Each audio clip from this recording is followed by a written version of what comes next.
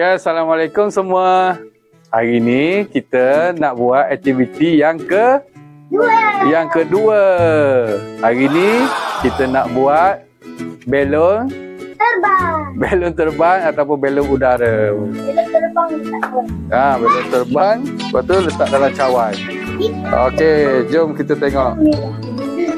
Ini adalah barang-barang yang kita perlukan untuk buat eksperimen hari ini. Pertama sekali kita ada belon. Belon boleh belilah belon macam mana pun. Ini beli dekat Speedmart macam ni. Belon.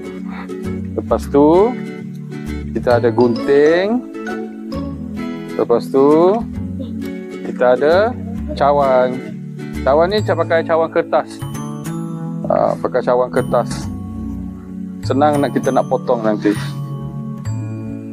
Okey, mula-mula sekali kita ambil gunting dan kita ambil satu cawan kertas. Ambil satu je. Lepas tu belakang ni kita kena tebuk dia. Belakang ni kita kena tebuk. Okey, cara tebuk dia kita cucuk je. Kita cucuk. Okey. Bagi dia macam tu. Okey. Bagi dia macam tu je. Nanti dekat sini kita masukkan belon tu kat sini. Okey. Lepas tu sekeliling dia ni kita gunting. Kita gunting macam ni. Kita gunting. Kita gunting dia. Gunting lagi. Sekeliling. Sekeliling dia.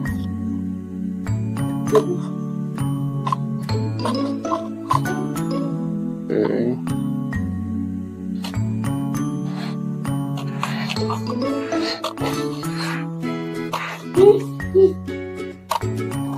Okay.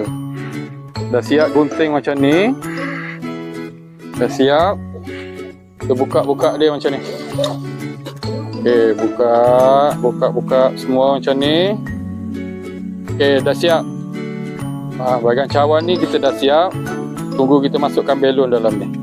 Lepas siap semua, kita masukkan dekat bawah ni belon. Kita ambil dia. Cucuk dia. Tarik. Biar dia jadi macam ni. Dia jadi macam ni. Lepas dah siap, kita cuma perlu tiup saja.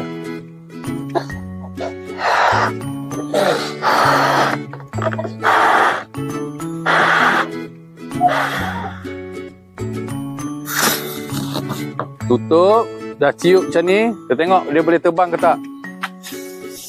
Wah, tak terbang. Okey, semua dah siap. Semua dah siap. Okay, jom kita lawan. Cepat tiup semua.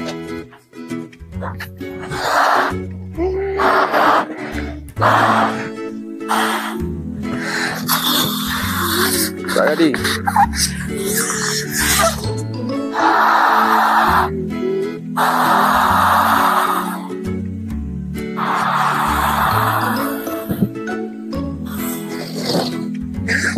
Okey.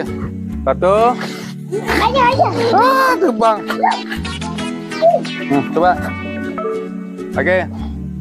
Satu. Dua. Tiga. Lama. Satu, dua, tiga. Wow. Ya, tak tiup baik-baik. Cepat tiup baik-baik.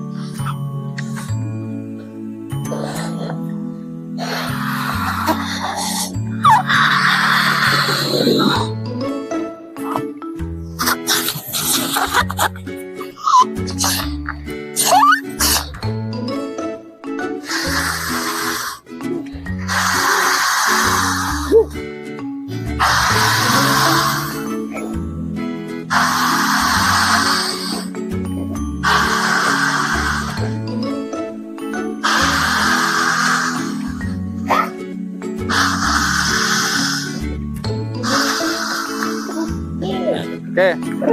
Satu, dua, belakang sikit. Satu, dua, tiga. Cabut. Okey. Macam itulah kesudahannya. Jika anda menyukai video ini, sila like, komen dan share. Nantikan episod yang ke-3.